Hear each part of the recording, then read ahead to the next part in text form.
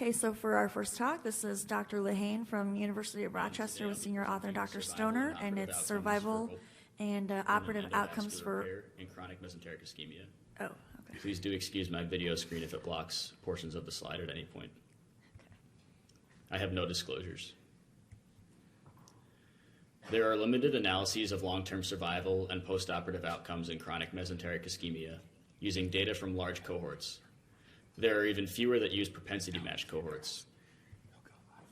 Current Society for Vascular Surgery guidelines for chronic mesenteric ischemia recommend open repair for younger patients and patients that are not candidates for endovascular repair.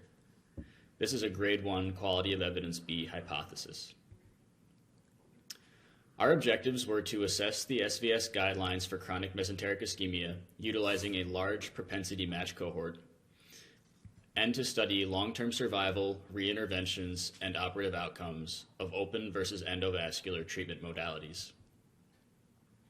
We hypothesized that long-term mortality was independent of treatment modality, and instead that mortality is associated with a patient's comorbidities.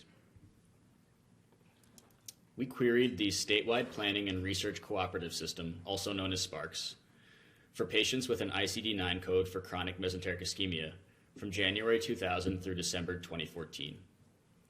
SPARCS is New York's all-payer database containing patient-level demographics, diagnoses, treatments, and charges. Our search returned 9,704 patients with a diagnosis code for chronic mesenteric ischemia.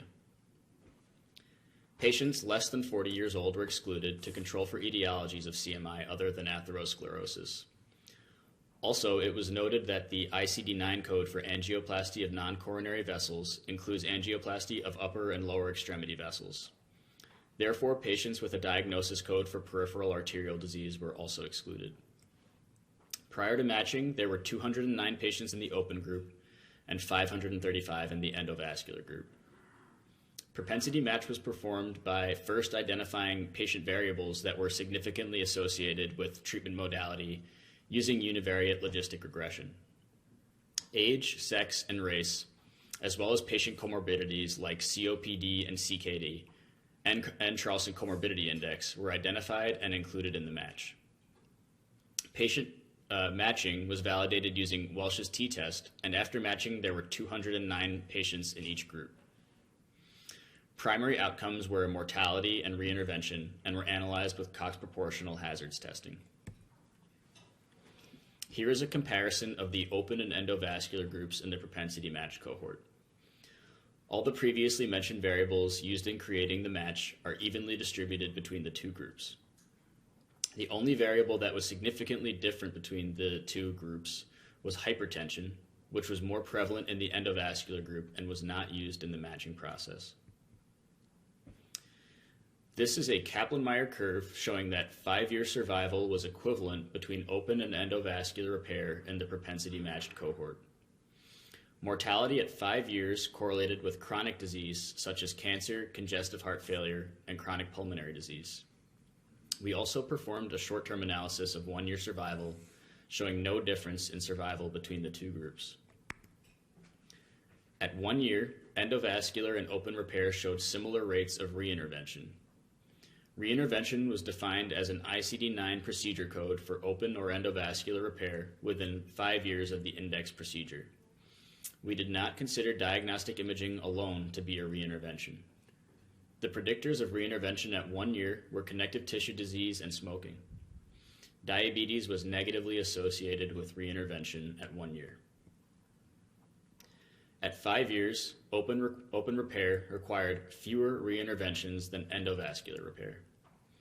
Patient comorbidities associated with increased reintervention were peptic ulcer disease and smoking. We suspect that patients with peptic ulcer disease may be on proton pump inhibitors such as omeprazole, which is known to interfere with the CYP450 system and can reduce the effectiveness of clopidogrel. This might partly explain the greater number of reinterventions in patients with peptic ulcer disease. As for smoking, patients who smoke are thought to be hypercoagulable and at increased risk for thrombotic events, which may account for increased reintervention among smokers. Congestive heart failure was negatively associated with reintervention. This is likely due to these patients being poor candidates for surgical intervention rather than any protective effect of CHF. Here is a table with the results of our secondary analysis. The number of days from intervention to discharge was lower in the endovascular group. Open repair patients had a hospital stay about 3 times as long as the endovascular patients. Value over a 5-year period was higher in the endovascular repair group. We define value as life years up to 5 years post-intervention per $10,000 spent at the index hospital admission. There were no differences in surgical complications between groups, and the 3 most common causes of death were cardiovascular, gastrointestinal, and cancer deaths. This data shows that mortality is independent of treatment modality at 5 years after intervention for chronic mesenteric ischemia. Instead, a patient's comorbidities were associated with mortality. The data suggests an endovascular first approach, regardless of age or comorbidities in patients with amenable anatomy. These findings are mostly consistent with current SVS guidelines, except that this data suggests there is no association between age and outcomes. Therefore, younger patients should also be considered for endovascular repair.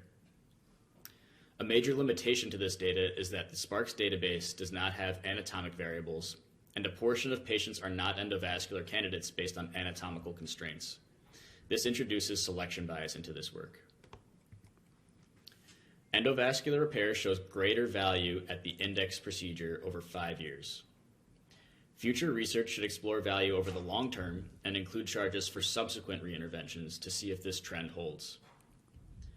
Endovascular repair is associated with greater reintervention over 5 years. These findings may indicate that shared decision-making is preferable in these patients, as some patients may prefer a one-and-done solution rather than risk repeated reinterventions. Future research should study patient-reported outcomes to better understand patient satisfaction with the long-term outcomes of open and endovascular repair. Thank you very much for the opportunity to present this data.